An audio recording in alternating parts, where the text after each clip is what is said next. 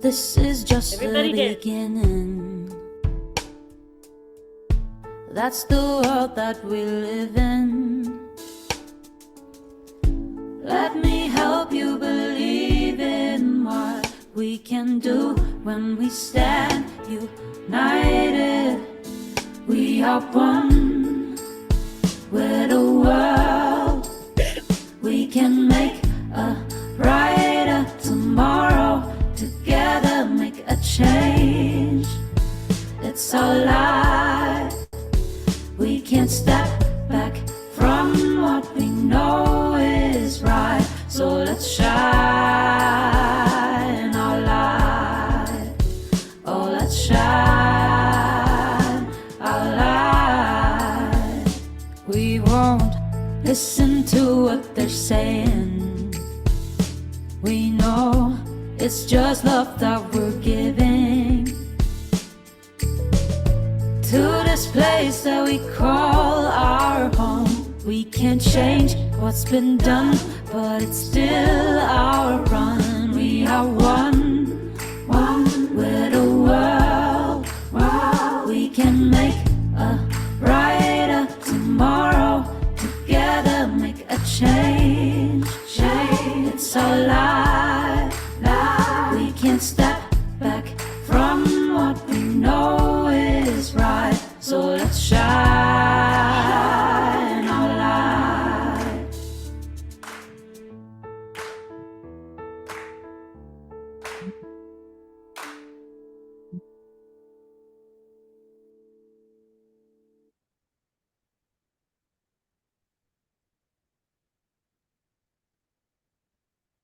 I am Sanjay Roy, the co-chair of the Catalyzing Change Week Programming Committee. Welcome to Catalyzing Change Week 2024. This is where we'll not just have conversations, but we'll actually see change. We'll see change makers, innovators within the social space. You'll meet government folks and funders. You'll see people who've done excellent good practice that we can learn from. And most importantly, it'll be a place to network, learn, and exchange ideas. So do dive right in to the Catalyzing Change Week 2024 and enjoy the experience. I am Sanjay Roy, the co-chair of the Thank you everyone for joining us to this amazing session. My name is Mina Brian. I'm just here to give you the housekeeping rules. Please make sure your video is on at all possible times. If you want to change your name, please change your name. There's 3 dots next to your name. Change your name and also add the company you work for or the association you're with.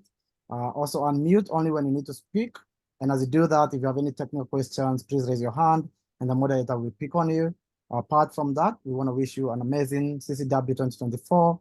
Enjoy this session and we look forward to seeing you in more sessions. Thank you so much. Over to you, Debbie.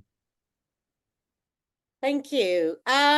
Welcome, everyone. We've got an hour together, almost an hour.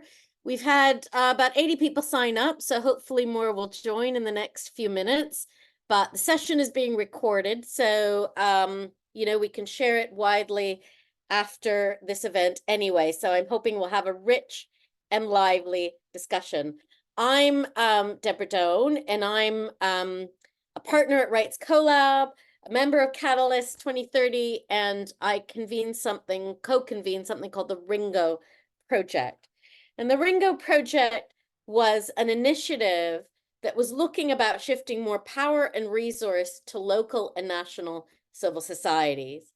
And we convened online for a couple of years and came up with a series of prototypes to help shift power. And we continue to do influencing work around those prototypes. Now, the theme of this week, the Catalyzing Change Week, was on bridging the gaps to build the social innovation sector. And what we found when we were working on the Ringo project is that there was an incredible amount of energy and desire to shift power and resource, including to achieve the SDGs, of course. But the same old behaviors kept coming into play. Concerns about risk, not wanting to give up power, and so on, you know, not the resources not coming to the fore.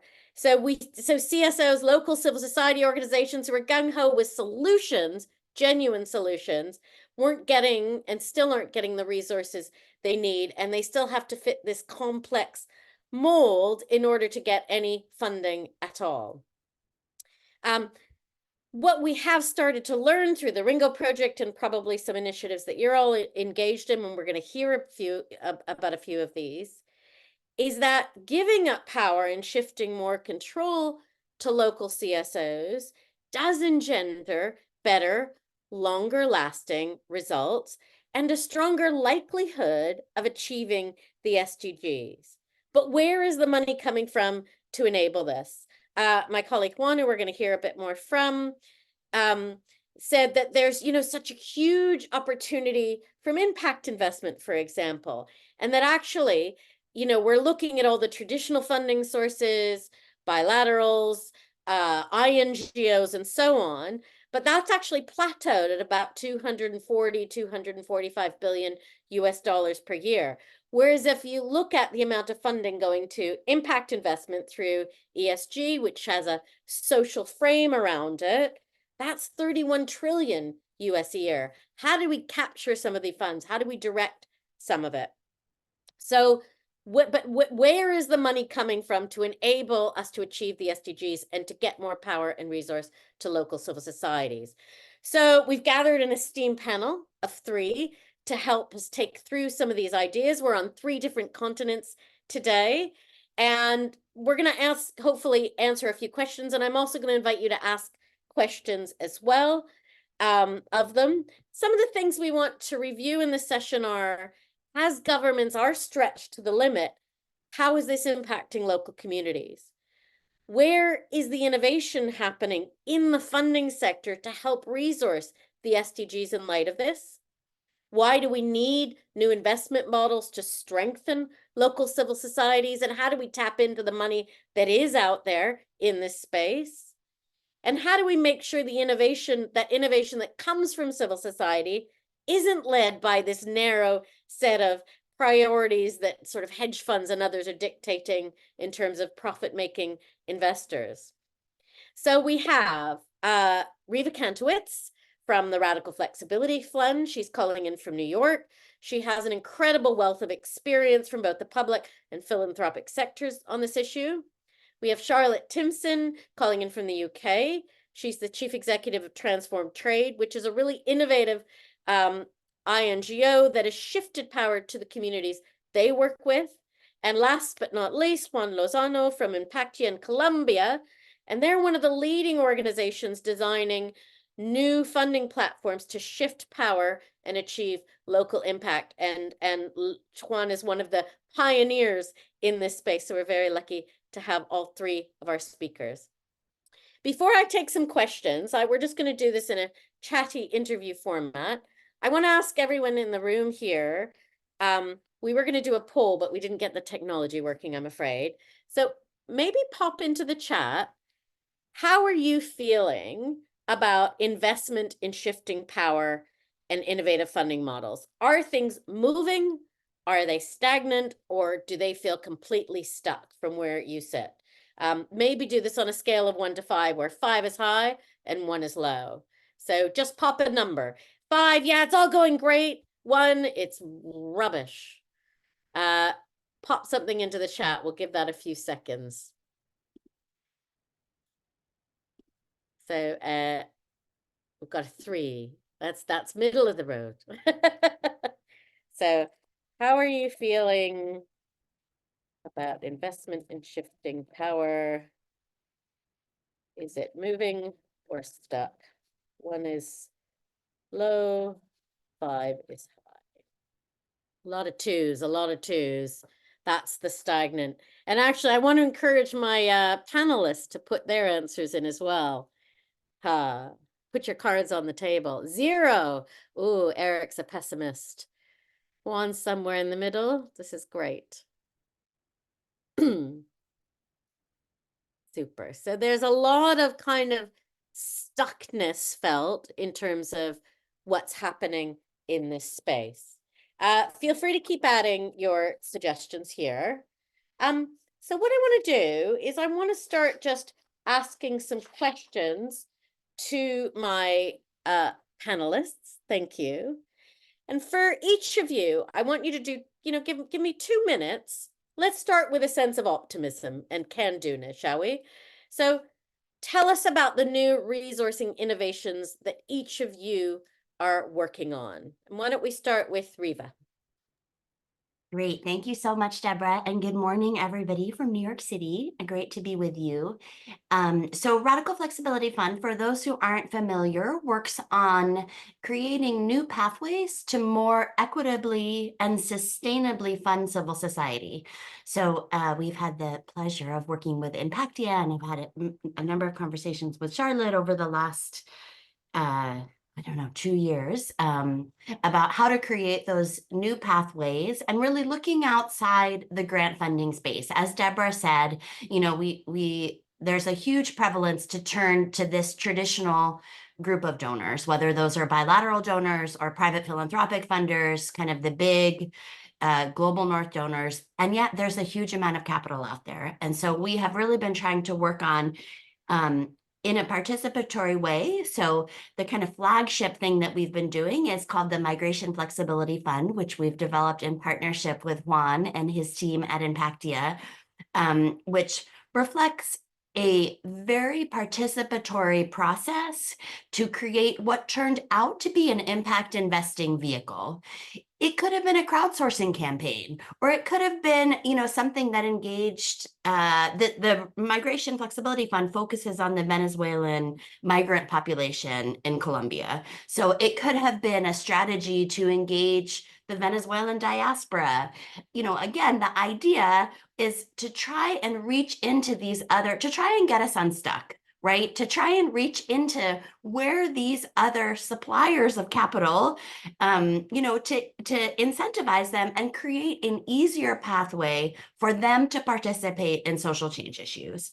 So the Migration Flexibility Fund was created over a 9-month period of consultations, which I won't get into in detail, but really directly reflecting a number of stakeholders, which included Colombian national philanthropic organizations. I feel like at the global level, we often forget, whether that looks like institutional philanthropy, right? There aren't foundations everywhere, but there are often deep community traditions of giving, right?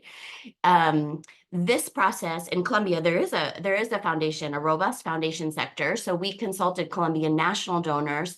And of course, we consulted what I keep calling the ecosystem of community-based organizations, civil society organizations that are either led by refugees or serving that community. We didn't focus on water or girls' education or public health or a particular sector. And we designed this really amazing fund that is directly reflective of how they want capital. So I don't want me to speak a little bit to this later as well, but I'll stop there. That's our new innovation.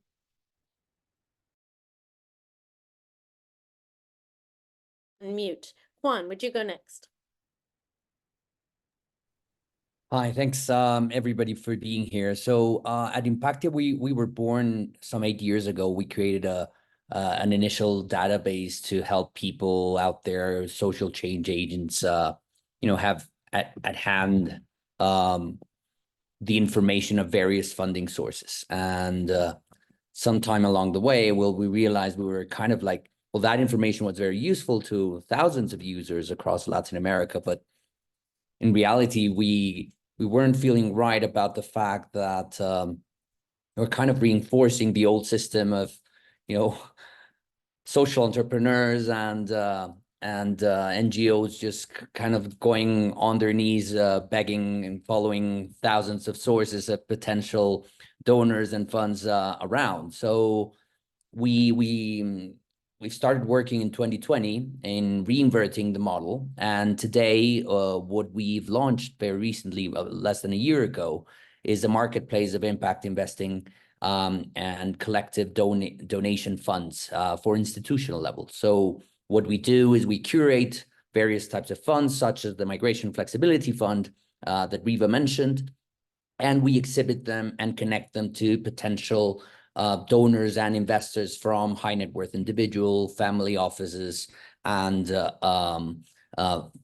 philanthropic foundations as well. And simultaneously, what the platform does is it provides all the tools, both financial and legal tools, for the management of those funds, for the deployment of those funds, to really be easygoing, to correct on old mistakes, and to make it very easy for entrepreneurs and organizations out there to really be able to access those funds. That's great. Good starter for 10. Charlotte. Thank you and good afternoon. I'm calling in from London, so it's afternoon here. Yeah, lovely to be here. So I work with Transform Trade. We were born out of Tradecraft, and we're a trade justice INGO.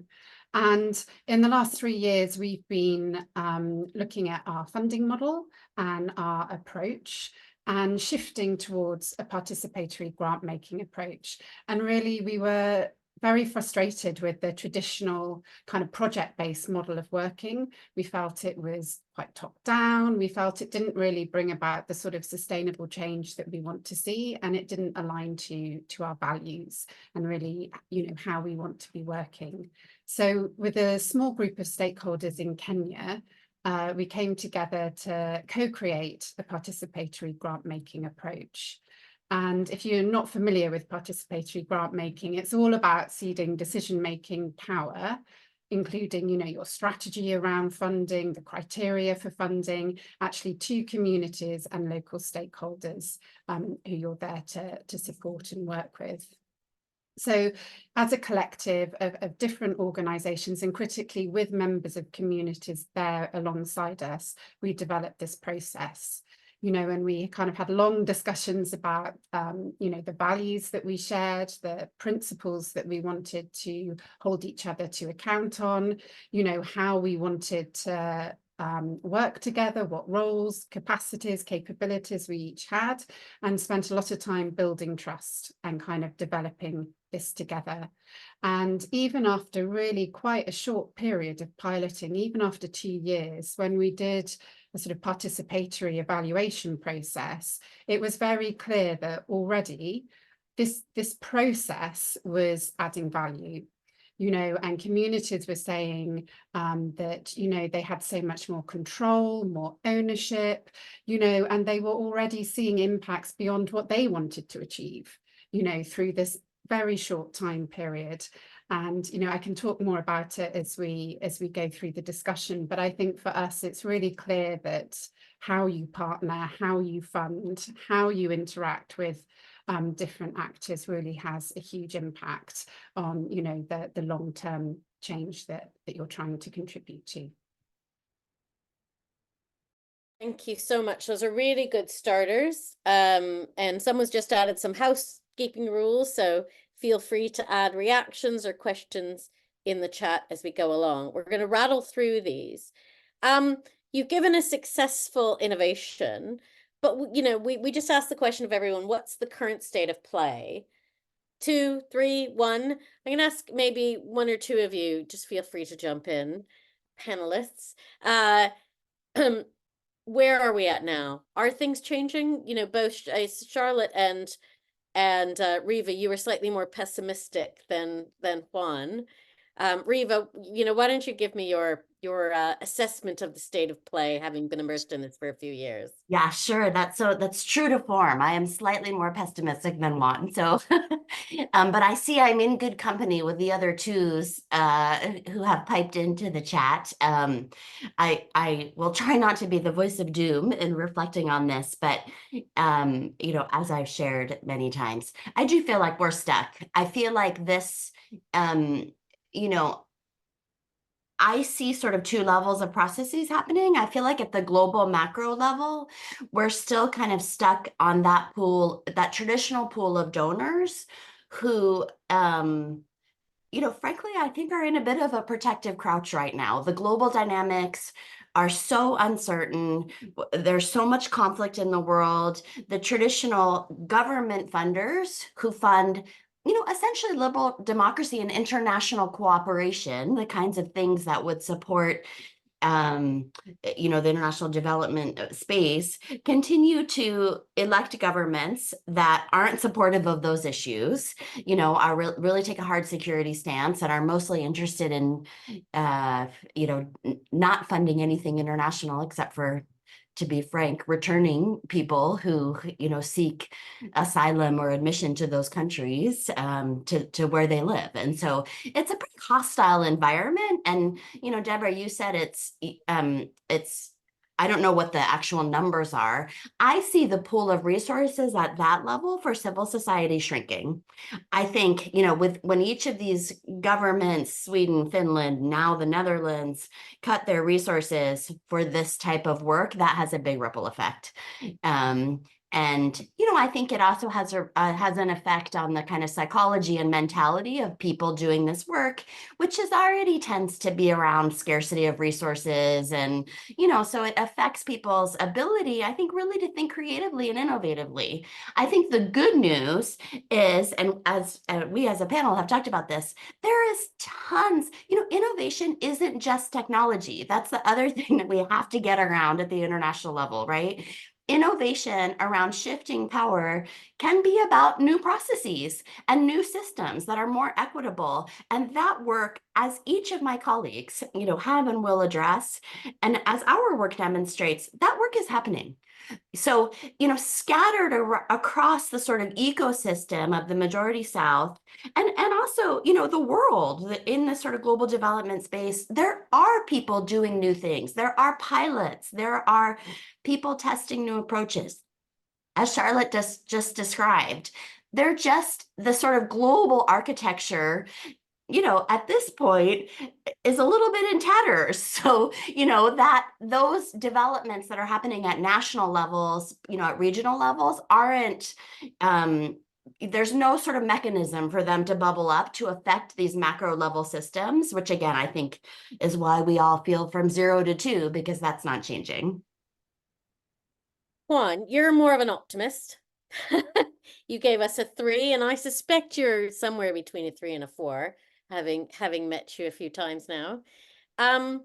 What's a standout success you've seen? And then, so let's look at this, and then we're going to go into what are the barriers and how do we remove those barriers to getting more investment.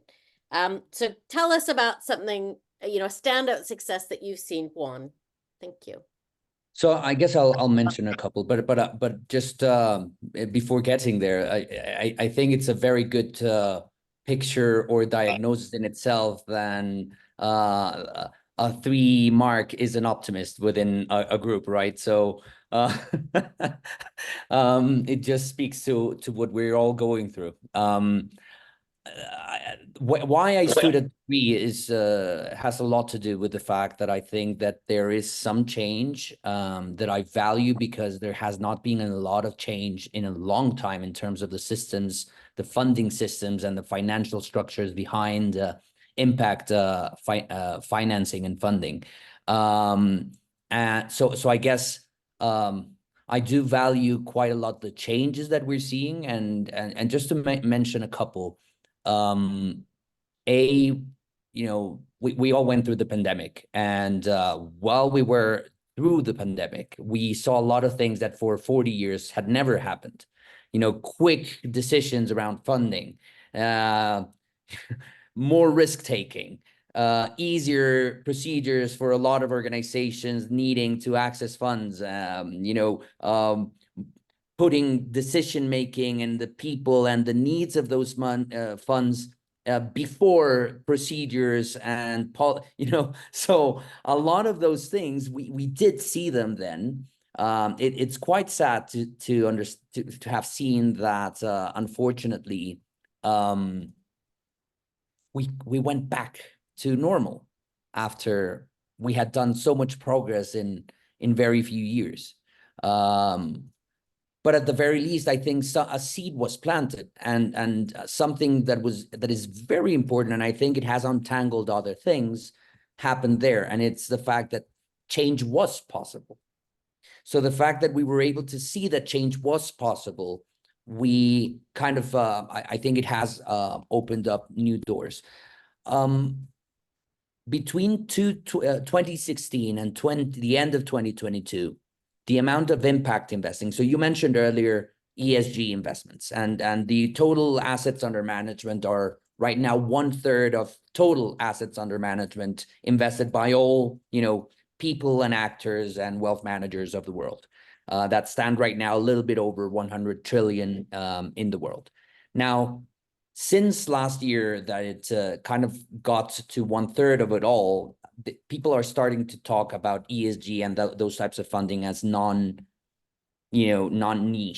more of a mainstream possibility here. But I'd like to go further to impact investing, also because of the fact that ESG is still very loose, and there's rumors or cases of greenwashing within the ESG agenda as well. So, I mean, impact investing is a lot more specific and a lot more curated in many ways. From 2016, we had back then 114 billion in assets under management. Today, or let's say until 2022, there's the last figure we have. End of the year 2022, we stood at 1.1 trillion. So it's a huge growth in a very short amount of time. And not only people could call it a fashion, but more than 2 years is no longer a fashion. It starts to become a trend, and all analysis alongside of it, tend to show that there are people interested in using private markets, using other types of innovative tools out there to generate impact purposefully. So I guess these are things that are out there that are happening. Why I stand at a 3 is that we still have a lot of challenges. So it's still far away from being mainstream. It's still far away of, proving impact as well. I think there's a huge role that civil society needs to increasingly take there to increase the quality of impact investing, to increase the tools around measuring that impact and securing that it comes, that it really fits the purpose. But last but not least, I will mention there are changes, very small, in scale and in numbers as well, but and in quality as well. But there is change in terms of the roles that traditional funding has taken. So we're starting also to see a lot more cases of social impact bonds that have participation of traditional funders there, blended finance mechanisms, the possibility of leveraging private sector funds into doing good is something that we're starting to see from some very few, still very scarce, unfortunately, traditional funders there. So I'll leave it there. That's really a really good segue into kind of some of our next little bit of discussion. And social impact bonds. I mean, I've been hearing about these for probably about 20 years now, right? We've been talking about them. What are the barriers to making this stuff mainstream, right? Why aren't we seeing more of this happening? Why is it still an innovation rather than a way of doing business? Charlotte, I want to turn to you because I know you were facing some challenges in getting some investment into the shifting power models and participatory grant making, where communities have a lot more control over resources. What were some of the barriers you faced? And maybe I'm just going to add a question onto that because I gave a lot of questions. We don't have time to go through them all. So maybe, how do you show that this is a better way of investing? How do you prove that? So I'm going to thank you. I mean, I think there's a real challenge in that, people want to do things differently. There's a kind of acknowledgement that we need to do things differently. And so I think, as we've been saying, there's sort of pockets of innovation. But in the mainstream, it's not shifting. And I think, this has been very much our experience, is that, a handful of our kind of closest long-term funders have gone on the journey with us, where there's really high trust, tends to be the smaller trusts and foundations, for example, in our case, who are willing to invest in a PGM process. But actually that is sort of on the edges of more mainstream funding. And I think, one of the issues is that, it feels riskier. You don't have as much control. You can't control the time frames in the same way. You can't control the outputs and the outcomes in the same way. And that, funders kind of grapple with that and sort of struggle with it. And I think, we need people to sort of look, with a much longer term perspective, because, our experience, for example, with PGM is that you're investing in a process, and you're investing in relationships, and you're investing in organizations and communities. And, you need to move at their pace. People have a million things that they're doing, so it does take time to kind of move forward. But actually, once you've got those kind of ways of working in place and the trust is there, then longer term, the results can be really impactful and really quite significant. So we need to kind of shift the mindset from thinking about, quick results, simple kind of straightforward, sequential kind of activities that deliver you a set of outcomes, impact, tick sort of thing, to actually looking at this from a completely different perspective. And it's, I think this is kind of where a lot of the challenge is. Coming on to kind of how you measure, I think this is really important. And there's been so much discussion about it now. I think it's recognized that, measurement is political. We underestimate actually how, these sort of old-fashioned metrics really are a reflection of the power imbalances in the system. And, kind of insisting on them just sort of perpetuates that. And, we have to ask ourselves, who needs to understand impact? And it's communities, and it's the organizations who are there doing the work, who are actually, making the change. And, what does success mean to them? What do they want to understand? What do they want to learn? What do they want to measure? And actually, we need to step back and support that process. And, I feel that actually we need to be accountable for, how effective is our support? Are we helping or hindering, beyond the sort of financial resources or, what other kind of support that, might be in place, how we are working. Is that contributing to, impact, or actually is it creating, problems and barriers? So I kind of feel whichever model you go for, it's about the kind of mindset and the paradigm that is what really matters. And that's where we need a shift. And I think, I was really lucky. I was at Bogota last year at the Shift the Power Summit, and it was just so striking to me, this amazing group of people, 700 plus people, primarily from civil society in the global south, completely amazing, with real momentum in that movement now. And they are moving ahead with or without support from INGOs and funders. And it kind of feels like lots of us sort of see that and want to be in solidarity and support, but then there's this disconnect, because then actually day to day, decisions around funding are kind of made in a head office. You're thinking about your board, we think about our public supporters as an INGO. You've got different narratives, different, ideas of impact. You don't want to give up that control, so that they're kind of in conflict. And so how we kind of bridge that gap, I think, is really the question now that we need to find. Yeah. I'm gonna come back to you, Riva, in one sec. Juan, I just want to come back to you on one question. So building on what Charlotte says, you're speaking to investors all the time. I think both you and Riva are. How would you show that a letting go of power, that a shifted power way of resourcing, so the way that Charlotte was talking about, where the communities get to decide, actually, this is impact for us. How do you demonstrate to the power holders, in effect, with the checks, the pocketbooks, that this is a better way of investing? I think that if you, I'm not deviating the question, but if you look at what's been going on in this whole discussion around project management methodologies, you have the traditional methodologies and the agile methodologies. And the reason why a lot of, industries have gone along the way of implementing agile methodologies has to do with the logics and the culture behind it. When you look into traditional methodologies, the main characteristic, the main culture around it is control.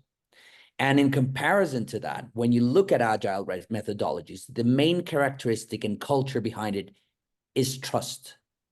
So you have a logic of control, kind of like fighting against or opposing a logic of trust. And that is a little bit the reason why agile is a lot more agile. If you trust, there's a lot more people taking more decisions per minute than if you have a logic of control where there's fewer people taking less decisions per minute.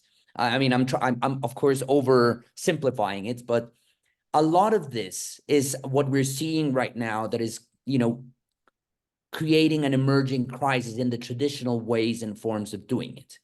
Logics of control are logics that are not as flexible, thus not always as effective in terms of engaging other people, giving them roles, empowering them, and as a whole, producing larger sized and scale of effects and impacts at the same time.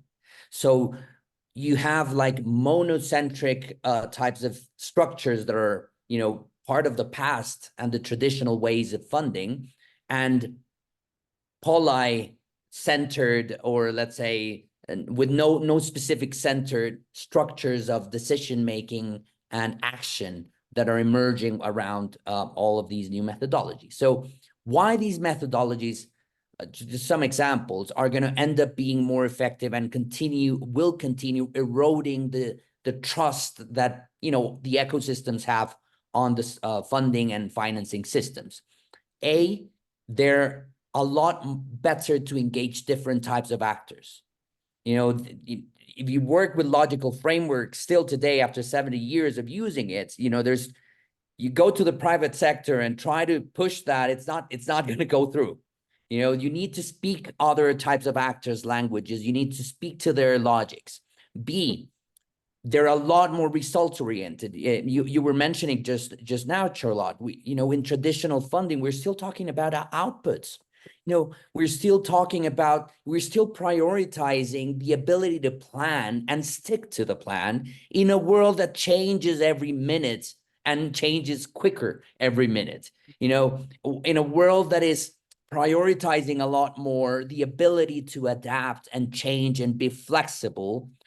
All those old systems are still, prizing those that stick to the plan.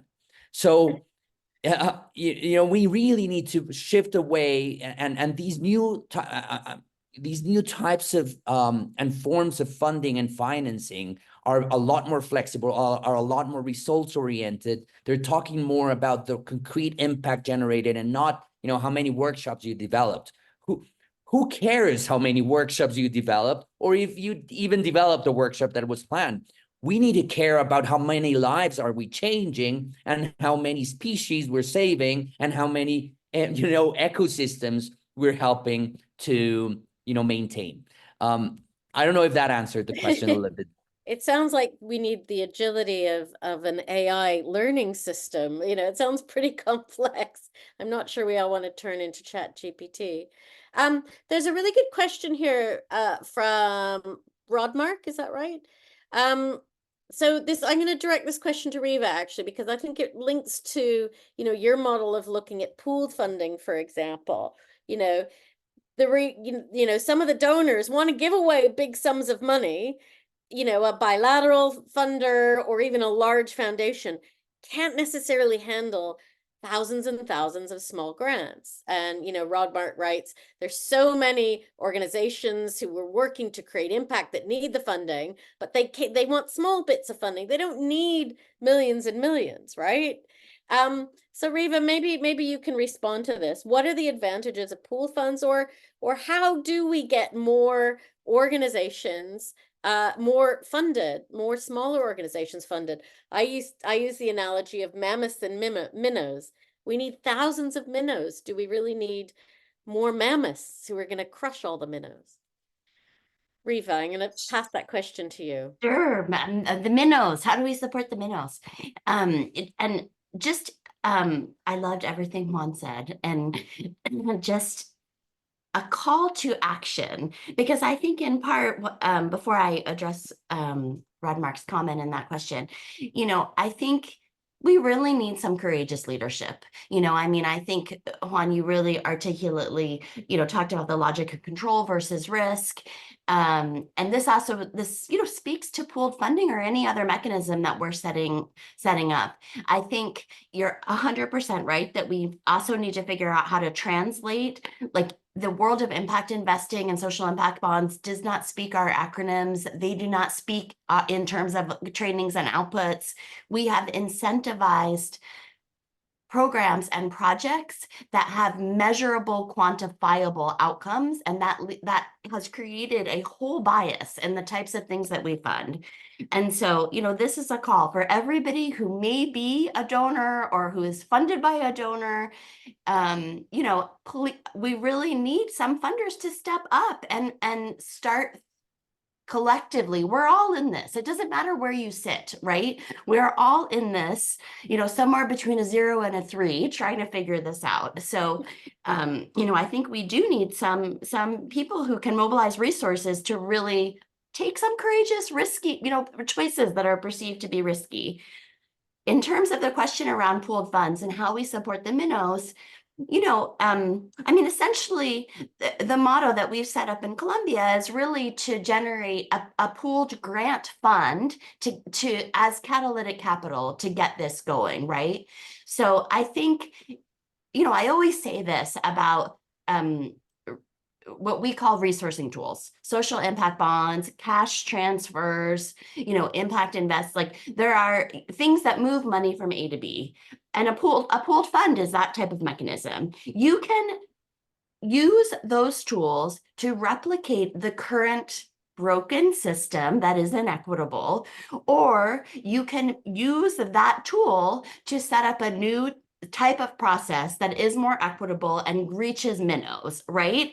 And so it's as with everything in life, it's in the how, right? It's in the how you do it. So, Charlotte just described a thoughtful process that they went through to create a participatory grant making model that spoke better to the minnows, right? Spoke better. I'm going to just keep repeating minnows, Deborah. Now you've inculcated that. But that takes time, right? I mean, it takes intentionality, actually, more than it probably takes time. And so we have to create the space to have that intention to design a pooled funds have lots of advantages.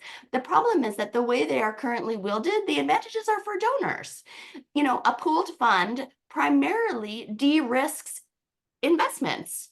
Like, why can't we take more risks? It's like this perennially frustrating question, right? Like, why do donors need to only act together? So the primary utility of a pooled fund for donors is that they're not alone. So it de-risks capital. It also can make administrative burdens easier. If you think about how you can set up equitable partnership processes and avoid some of the pitfalls of pooled funding, which are often programmed through consortia. Those are often big INGO, there's often a prime, which is a big INGO that then, just replicates the pattern that I think Rodmark is speaking to, where these tiny amounts of money, if they ever trickle down into the ecosystem, trickle down in ways that are constricting and, not actually, and essentially replicating all of the harms, right? Not actually supporting the work that community-based organizations really need to do. So how do you prevent that? Fine, use the pooled fund, but ensure that there are equitable, and these are like boring operational things, but that overhead gets passed on to the community recipients, that the INGO, there's never not going to be intermediaries. Donors can't manage to this point, they cannot give $20,000 grants. So ensure that the intermediary organization performs according to a set of partnership principles and standards that treats where they have the capacity to administer those smaller amounts. you know, this is not radical. It is not actually rocket science. It's just taking the intention to do it differently. Coming from the Radical Flexibility Fund. I know. One, is there, Louise's question, it would be great to have a framework for risk and return, and that's this different sort of way of thinking. Does that exist? Is there something that shows, you know, actually the current way of giving is really risky and your social return on investment is actually going to be lower, whereas your SROI, your social return on investment, is higher and is less risky if you give in another way? Does that exist? And if it doesn't, should we do it?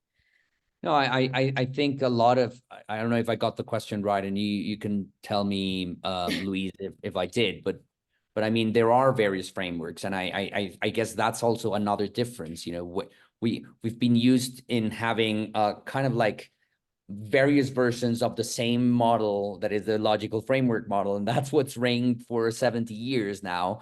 What's happening now is that we have a huge variety of various sorts of mechanisms. We mapped out in a recent report we did together with the Colombian Cooperation Agency and the Canadian Embassy here in Colombia, a mapping exercise of the four main innovative finance mechanisms that are using to fund development activities here.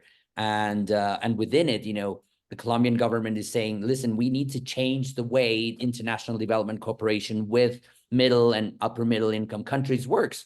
It does not need to disappear, but we can't continue depending on grant making as the sole or key, you know, vehicle. So to get to your question, yes, there are thematic bonds that are one type of in terms of addressing risks in different ways. Thematic bonds are, you know, green bonds and blue bonds. They're doing their role there. Also, results-based payments mechanisms as well are another tool that are there. The social impact bonds that have been going out around for a while, but are only growing until very recently. They have a huge role at taking risk of the state's money, the public money. You know, when you implement a public policy, you risk of spending the money and investing the money and not getting the social return that you're expecting from it. The social impact bonds is taking off that that risk of the public budgets and is only being spent if the social impact or environmental impact is actually reached. So there are mechanisms. Collective pooled funding is super important, because not only is it translating big tickets of money into capillarized investments in territories and regions and grassroots, but it's also, you know, eliminating and the effect of, you know, what we were saying, it's eliminating a lot of the risk. When you invest on your own, you're putting all your, as we say here in Spanish, you're putting all your eggs in the same basket, you know? So, but when you're investing into a portfolio of projects, you can give them the space for them to innovate by risking several things from not happening. And yet again, you might be getting off an overall wonderful outcome and impact out of it, even if 2 or 3 projects fail. And that's not, you know, it's not irresponsible. VCs have been using these types of methodologies for years. You know, they have portfolios of companies where only one works. The others fail, the other 19 fail. But the one that worked out had so much impact that it did end up not only giving them back their profitability, but giving them the impact. We could be doing and using a lot of all these tools to generate impact. That's really a really nice jumping off. We only have, like, this time goes so fast. It's way too fast, because I feel like we're just starting to get into the surface a little bit.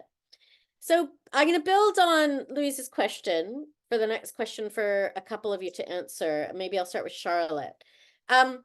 You know, if the total funding pool is finite, it remains the same, unlike climate change, which has run away. Sorry, news today. What is your vision for a system that invests in communities, that speaks to communities, that they can access, So maybe Charlotte, what would that ecosystem look like?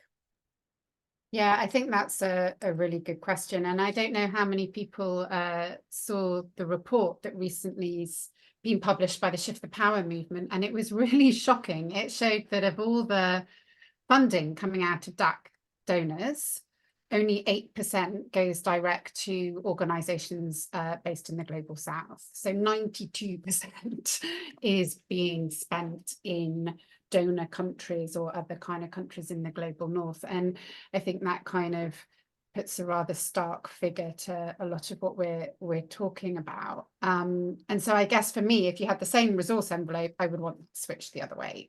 I would want 92% going direct to organizations in the Global South, and 8% for, intermediaries, solidarity advocacy, campaigning, other sort of forms of support in the system. But, we need to flip it on its head. And I think, it would be wonderful to see, Southern organizations in the driving seat setting the agendas, and it being much more demand-led. And, within that, of course, you can have intermediaries so that you can be channeling resources to, smaller social enterprises, different kind of community organizations. I'm not saying that, it can look very different and can be quite a dispersed model, but it's rooted in the countries and the regions where, the impact needs to happen. But I mean, I guess for me as well, I can't, we're a trade justice organization. And so I can't kind of help but sort of, just like Juan's been putting this all into perspective, when you look at the pot of money for ODA and aid and development, it's dwarfed by the amount of money that is lost through, the current trading system, tax, debt repayments, all of these major sort of systems issues. So I think for me as well, I would really love to see more kind of campaigning and action to actually change some of these systemic issues that are kind of perpetuating, inequality, poverty, destroying the planet, and actually, to see governments, corporates held to account for the impacts that they're having in creating so many of these crises. So I think, that bigger perspective is just so critical, and we can kind of lose sight of it. And so, yeah, for me, it's always tax, debt, trade. I will always come back to this. I can't help but put that into the mix as well. Very good challenge. Thank you, Charlotte. Riva, what's your vision for a system that invests in communities? What would the ecosystem look like for you? I think there would be more of a, I think I always say one of the fun parts about running Radical Flexibility Fund is that we're a bit of a lightning rod, for people like Charlotte and Deborah and Juan, and, we find each other, right? The people sort of working on the margins. I put an article in the chat a little bit ago by my colleague Rob Rossiliano, which some of you might have seen, which is about ecosystem funding. These ideas are out there. My dream and my vision is that we are all better connected with, and the irony of this is we all run fairly small operations. The amount of resources that we are talking about, I think, we've been talking about sort of what this, like an innovation fund, and I think that conjures up these big ideas about like sending people to space and, the kinds of inventing bionic, public health things and new technologies. No, actually, it is very resource efficient to gather the people that are already, like everyone on this call, Rob, dozens of people out there that have already invented new. Rodmark, I saw, put a platform that they're working on in the Philippines, right? As we've said, these things are happening on the margins. And I really believe, even to Charlotte's point about advocacy, we would have more strength if there was some way, some mechanism, whether that's through what we want to call an innovation fund, but to more systematically have a way for all of us to be connected to be sharing the insights, be creating those advocacy campaigns, right? Be sort of learning from each other globally and really figure out how you move this very stuck kind of global macro system. So, that I think my vision is more connectedness around, all of these things that are happening in a way that we support each other. Right. So, we've heard a lot about we need more culture and trust in the system. We've been talking about that for some time. The longer term perspective, really, really important. The SDGs are not going to be achieved overnight. We all know that. Many of us have been, I think, working on this for 30 years, dare I say it. We need more flexibility and different impact measures. We've got sort of 3 or 4 more minutes. I was going to ask you all to say 3 actions. I'm now going to say 1 action. And really practical, right? What is one thing that you want the people who are in this room and hopefully to share their friends and their friends and their friends to do? Juan, what is one thing that you think people could be doing or you would like people to take to move this agenda forward so that we're not having the same conversation in 20 years' time? So shifting the power also is shifting the power that today current funders have over deciding how the system works. So my call to action out there, there's 3.5 persons in the world with more than $4 million invested or in investments. There's more than 15,000 family offices or multifamily offices out there. They have like 5.3 trillion, these last ones. Let's bring new players into the game. There's many, I do have the belief that there's a lot more good people out there wanting to engage properly. Not everybody has had the chance. Let's bring them. Let's give them the chance to all these new types of actors of being engaged and take a role in creating change through us, through people like you. That's my call to action. More money. So everyone with money, get their money. But that they can make a difference. I guess someone asked about telling that story to people, telling the story that actually you can make a difference, you can have a social impact, and so on. Charlotte, what's your one kind of call to action that you want people to take? Yeah, I think for me, it's about flexible long-term funding, unrestricted funding to people and organizations. And I think that would create a huge shift and kind of, supporting organizations to thrive rather than just sort of surviving and pulled in all these different directions with these different projects and whatever. And I think, always to be looking at the quality of the funding. And, I do believe, less is more when it is flexible and really can be channeled freely by those who are best placed to decide how to spend it. So yeah, flexible long-term funding. And Riva, and then I'm gonna do chair's prerogative as well and give you my action. Riva, you go next. I think connected to what Charlotte and Juan said, and to my previous point, and I apologize, there's now drilling outside New York City, so I hope you can hear me. It's still about connectedness. I think both in terms of the supply and the demand side, but particularly the supply side.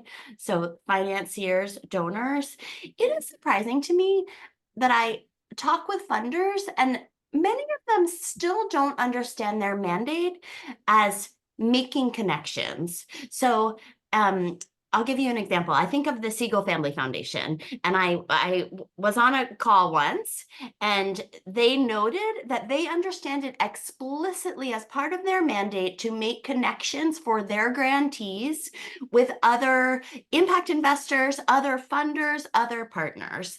And I think for donors, but for everyone, to Juan's point, how are we going to engage these other, individuals? We all need to make a commitment and work harder to make those connections for each other, and particularly amongst the donor community, where they have more access to those conversations. That's great. I really want to normalize this idea of social impact bonds. It kind of has the language of the investment community or green bonds or whatever. I suppose my one call to action, especially hearing from all the speakers here, is it's risky. It's much more risky not to do these things, right? You incur so much more risk by not investing in communities and let them drive their own sustainable development agenda. So I think that whole idea of this reframing risk and reward is really, really important, that we have to get much more funding to the local and much more control at the local level. And we say this to philanthropy, we say this to bilateral funders, and we say this to your impact investors. That would be my call to action. It just flew by. I'm really sorry because I think there's a lot of interest in this topic. I'm going to advertise very quickly for those who are interested in that Untying Aid, which is about moving away from funding going to Northern INGOs. We do have a community gathering. My colleague has just popped that into the chat. Feel free to join in that. It's highly contentious, it turns out. I thought it was a no-brainer. Apparently not. Please come along to that, what's likely to be a very lively discussion. And all of this is really about achieving the SDGs and finding innovative solutions that bridges the public, the private, and the not and the philanthropic and civil society sectors. So thank you, everyone. Thank you for coming. Thank you for letting us race through these questions. Hope to see you in another event. Ciao.